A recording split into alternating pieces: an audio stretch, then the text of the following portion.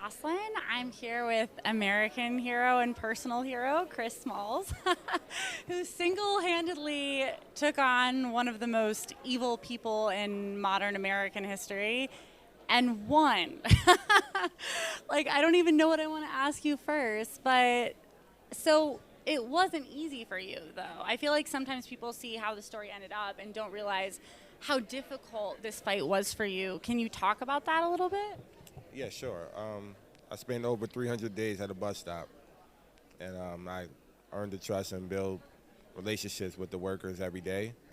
Had several conversations, and my team on the inside, they were resilient and militant, showing the workers that if we stood together, that we can withstand anything that was thrown at us and defeat all the odds.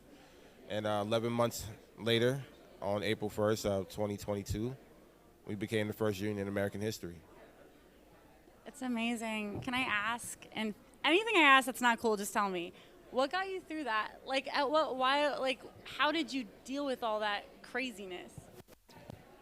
Just knowing that my team was never going to jump ship, knowing that we committed ourselves to the fight. I knew, win or lose, that, my team was that strong-minded that it didn't matter to them. We were going to give it all that we had, and we were confident that, we put enough blood, sweat, and tears into the campaign that there was no way in our mind we were going to lose. So for me, the motivation comes from the people around me and my community and the community of the labor movement as well. And you won a lot of people over through that, being like, hey, we have your back. We're providing, when Amazon wasn't listening to COVID protocols, wasn't paying people correctly, was mistreating people. If I'm remembering correctly, that was one of the tipping points, right, over COVID stuff? Yeah, absolutely. Over 2.5 years ago when I led a walkout, that's when they fired me.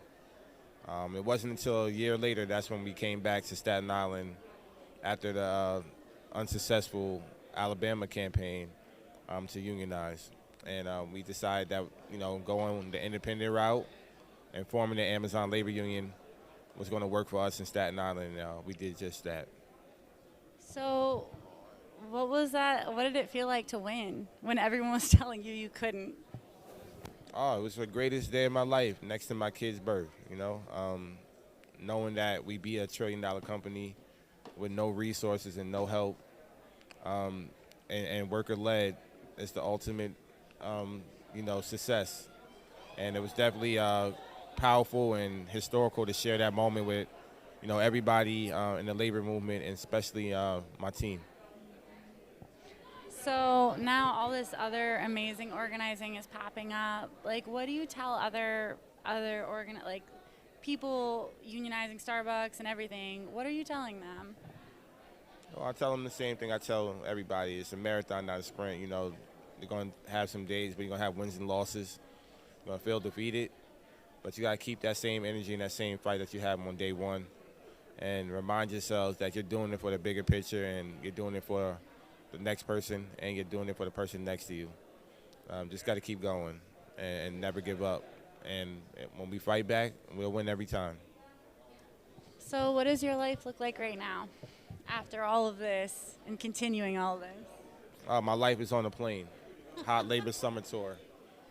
I've been traveling the country ever since, and I'm going to continue to do so and spread the message and inspire people. That's awesome. How can people get involved and support you?